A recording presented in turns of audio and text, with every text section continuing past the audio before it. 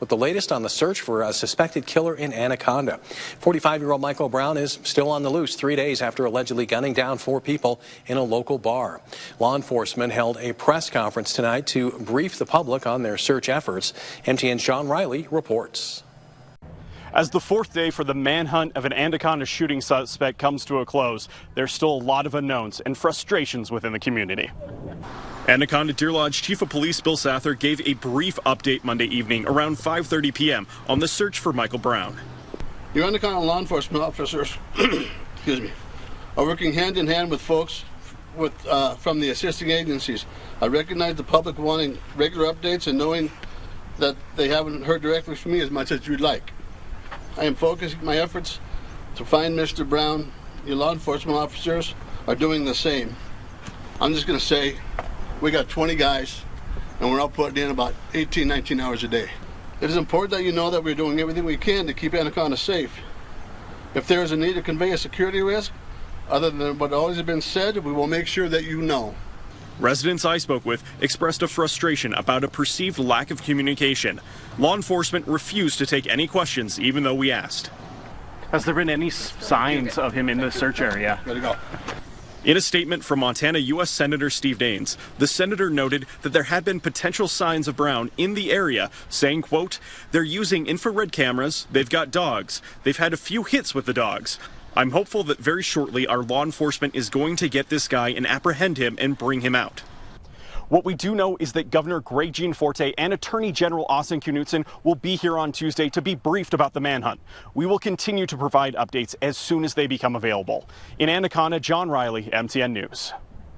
As the search continues for Brown, residents of the community of Anaconda are predictably concerned about their safety. MTN's John Amy has more on how some people are going about protecting themselves. With the manhunt continuing for the person suspected of fatally shooting 4 people in a local bar, naturally, people in the small town of Anaconda are concerned for their safety. In fact, one local pawn shop said they had a few people come in immediately after the shooting looking for firearms like this that they could easily carry for personal protection. It's a nice little something you can just throw in your waistband or tuck in your pocket that you're not going to be too worried about. The owner of Anaconda Pawn said about 3 or 4 people purchased handguns from his store the same day a man entered the Owl Bar and shot and killed 4 people. He believes the shooting motivated the purchases. The vibe off the people that came in was, all right, well, I got the one I keep in the truck, but what if I'm somewhere and something like this happens again? I'd rather have one on me.